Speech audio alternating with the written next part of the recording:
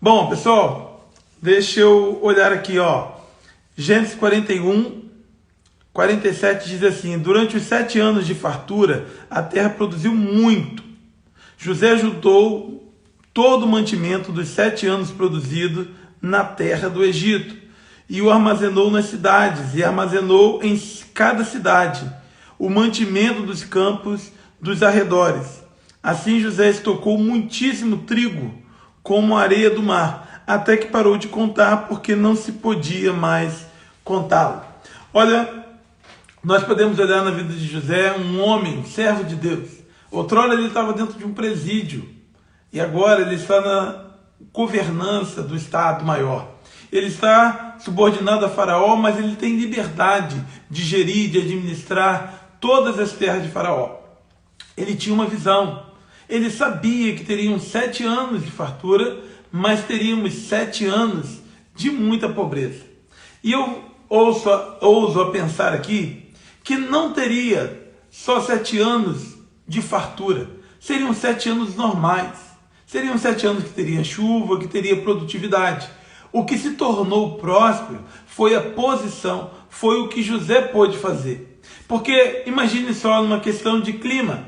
As cidades ao redor, todas elas tiveram as mesmas oportunidades que a terra do Egito.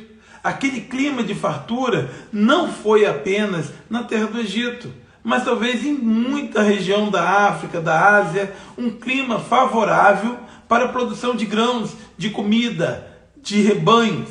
Só que o diferencial estava na vida de José. José sabia da providência de Deus, e naqueles 7 anos ele administrou, ele providenciou. E eu penso que ele pôde aumentar a produção, melhorar a distribuição e também administrar e controlar toda aquela riqueza. José sabia que teria uns anos difíceis. Então, nos anos bons, o que ele fez? Aumentou a produtividade, aumentou a produção de grãos, de terras aráveis, podendo produzir grãos, a área de rebanho. Então ele pôde em 7 anos, como diz a Bíblia. A Bíblia diz que durante os 7 anos de fartura, a terra produziu muito. Mas por que aquela terra produziu muito? Porque José teve uma iniciativa, porque ele foi guiado por Deus, porque ele usou da sabedoria que Deus deu para que ele pudesse administrar. Deixa eu dizer uma coisa para você. Deus é um Deus de fartura. Às vezes nós pensamos assim: será que Deus não vai abençoar a minha vida? Eu digo que para que Deus dê fartura à sua vida, Ele te abençoa com o dom, com o talento da administração. A fartura e a boa administração sempre andarão juntos. E então é fácil você ver que Deus abençoa a sua vida quando Ele te dá critérios, te dá entendimento, te dá a boa mão dEle, guiando o teu pensamento, as suas atitudes, para que você administre. Não importa o quanto que você ganha, se você não administra bem, nunca terá fartura. Imagine aqueles 7 anos em que a terra produzia muito, e José desperdiçando, e José sendo populista, e José dando terra e trigo para todas as pessoas. Quando houvesse tempo de escassez, ele não teria nada armazenado. Então, nós podemos ver que o que José fez foi, nos tempos de fartura, produzir, aumentar a produção, depois controlar a distribuição. Ele não deixou ninguém faltar comida. Imagine se os seus operários, se os seus cidadãos não são bem alimentados, se ele com mão de ferro guarda tudo no celeiro do rei. Imagine só se José, para que tivesse fartura para os anos de fome, ele pegasse e todos os grãos colocasse apenas na capital, dentro do reino. Mas o texto que a gente viu vai dizer assim: olha, José juntou todo o mantimento dos 7 anos produzido na terra do Egito e o armazenou nas cidades. Olha o pensamento de logística de José. Olha, e armazenou em cada cidade o mantimento dos campos e dos arredores. Eu entendo que ele fez uma logística tão bem feita, uma administração tão bem feita, que ele deixou a comida perto de quem produzia. Então, quando veio o tempo de escassez, ele tinha tanta comida disponível que era como a areia, que não podia contar. Vamos aplicar para a nossa vida? Vamos ver aquilo que aplica em nossa vida? Isso tem a ver da forma como você produz. Você quer ser próspero? Você quer ter fartura? Produza muito. Ninguém será próspero, ninguém terá fartura se não trabalha, se não produz. Não adianta você ficar esperando que vai cair do céu, não adianta você jogar na Mega Sena, jogar na loteria, jogar no Rio Cap. Essa não é a provisão de Deus. Deus não tem provisão, não tem compromisso com a tua provisão, se não for com o seu trabalho. O trabalho, nós precisamos tirar que o trabalho é fruto do pecado. Não, o homem, desde o Éden, Deus o colocou para cultivar a terra. O trabalho é bênção de Deus. Algumas pessoas dizem que Deus deu o jardim e o diabo, deu o trabalho. Não, o sofrimento pelo trabalho. Isso é fruto do pecado. Mas o trabalho é bênção de Deus. Se você quer ser farto, se você quer ter fartura, se você quer ser um bem-aventurado, você precisa dedicar ao trabalho. O trabalho é uma bênção de Deus. Para que você tenha fartura, você precisa ter legitimidade, legalidade, ter condições de trabalhar. A outra coisa, não adianta você ter muito provimento se você administra mal. Não adianta você ganhar 10 mil e gastar 12. Não adianta você ganhar 20 e gastar 30. Como não adianta você ganhar 1.000 e gastar 2.000. Existem muitas pessoas que eu conheço que ganham um salário mínimo, mas vive com tranquilidade. Pastor, mas é possível viver com um salário mínimo? Se ele tiver uma estratégia, ele não pode gastar mais de um salário. Não estou defendendo que o salário mínimo deveria ser mantido. Não é nada disso. Mas eu conheço pessoas que ganham fortunas, estão sempre endividadas. Porque ganha dinheiro para comprar um carro, mas ele vai além. Ele quer comprar 2. Ele tem dinheiro para poder reformar o seu quarto. Ele reforma a casa toda. Veja bem, administrar os recursos, como José, é um dom de Deus. E Deus vai abençoar a sua vida, dando entendimento, sabedoria, para que você trabalhe, mas também organize a sua vida. Deus não é amigo daqueles que desperdiçam, daqueles que jogam mal o dinheiro, que usam mal. E aí quando eu falo usar mal o dinheiro, você tem duas formas. Existem pessoas que são mesquinhas com o dinheiro e tem pessoas que são esbanjadoras com o dinheiro. Eu sempre digo assim, olha, você precisa ter um bom equilíbrio. E esse equilíbrio é a sabedoria que Deus dá. Imagine só se José, depois de receber a autoridade, ele fica com tanto medo da fome que ele pega aqueles grãos e não planta. Ele armazena o grão. Como que produziria, como teria fartura se ele não distribui o grão nas terras para que se multiplique? Veja que há uma correlação muito grande entre a semeadura e a colheita. Quem semeia pouco vai colher pouco. E há pessoas que são mesquinhas, há pessoas que não gostam de semear, há pessoas que não gostam de investir. Muitas vezes têm até recursos, mas não gostam de investir. E isso faz com que ela tenha uma colheita limitada.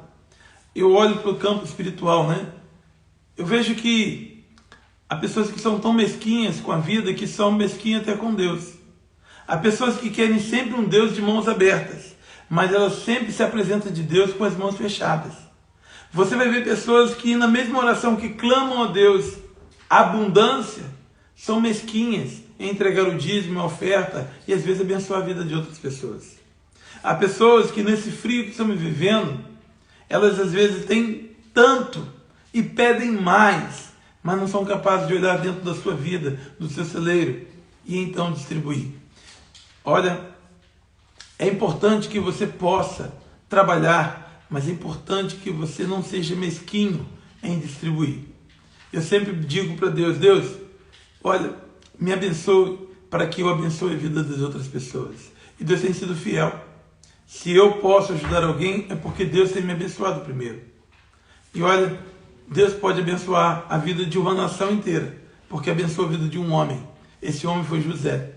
Deus deu a ele autoridade, poder, governança, mas deu inteligência e sabedoria. E deu a ele provimento, deu a ele sementes. E ele saiu pelo campo, espalhou essas sementes, soube colher, armazenar, para que essa administração pudesse produzir fartura. Como que é a sua vida? Como que é a sua administração? Você acha alguém que administra segundo os olhos de Deus? Então, se por um lado você não pode ser mesquinho, por outro lado você não deve ser esbanjador. Ontem eu ensinei uma lição preciosa para minha filha. Nós fomos em um lugar e eu estava com fome e fui comer. E ela, para fazer minha companhia, ela também quis comer, mas ela não estava com fome. E depois saiu comprando algumas coisas. E aí na saída eu paguei tudo, né? E ela viu, deu R$ 63. E aí eu perguntei para ela, olha, agora que você já pagou, que a gente já pagou, eu pergunto, essa foi uma boa compra? Você precisava disso? E a gente estava pensando junto, né? E ela, papai, eu não devia ter comprado. E eu estava falando com ela, né? Disse, olha, isso aqui que você comprou, num supermercado, ele custa metade do preço. Então será que era o melhor lugar para a gente comprar? E eu não tenho problema. Se eu estiver com sede, não me importa se a garrafinha d'água custa 10, 20 reais. Se eu tenho condição de pagar, eu não vou ficar com sede para que compre ela mais barata. Não estou dizendo isso. Mas às vezes, a gente meio que sabota as nossas finanças. É um desejo, é o prazer de comprar. E isso pode ser um ídolo no nosso coração. Sabe, quando você entra no estabelecimento, você não precisa de nada, mas você sente o desejo. A sua satisfação é o ato de comprar. Isso precisa ser avaliado. Porque o prazer pelo prazer de comprar, ele nem sempre vai levar a você uma boa administração. Então, há um dito, né? Não deve comprar com fome, né? Não deve ir, né, a alguns lugares comprar quando o desejo. Às vezes, né? Eu estava procurando um carro para comprar. Eu procurei, olha, passar a emoção para depois eu comprar.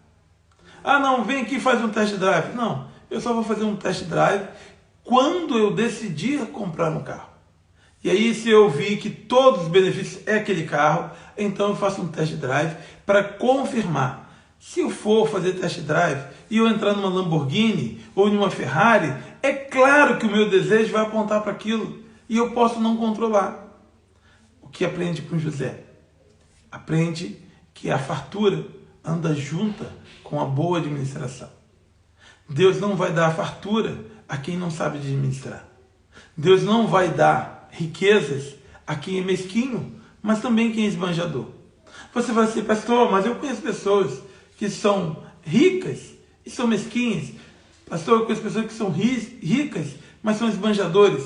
Olha, eles não estão administrando com sabedoria. E às vezes o tempo, os ventos da vida podem levantar, podem levar embora. Se você quer administrar segundo a vontade de Deus, seja honesto, seja justo, seja provedor, aumente a produção, mas controle também. Evite os desperdícios e seja próspero para os tempos de escassez.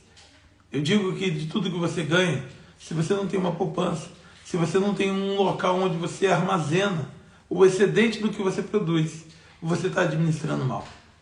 O ideal é que você, de tudo que você ganha, depois de pagar todas as coisas, você tenha 10% guardado em uma conta, poupança, em algum lugar, que nos tempos de variação, você tenha de onde tirar.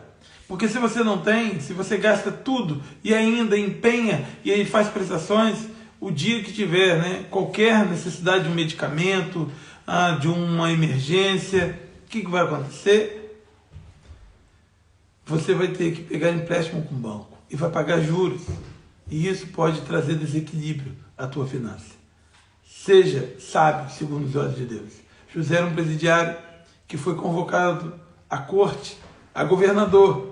E ele aumentou a produção, cuidou da logística, administrou, distribuiu, controlou e agora pôde abençoar a vida de muitas pessoas.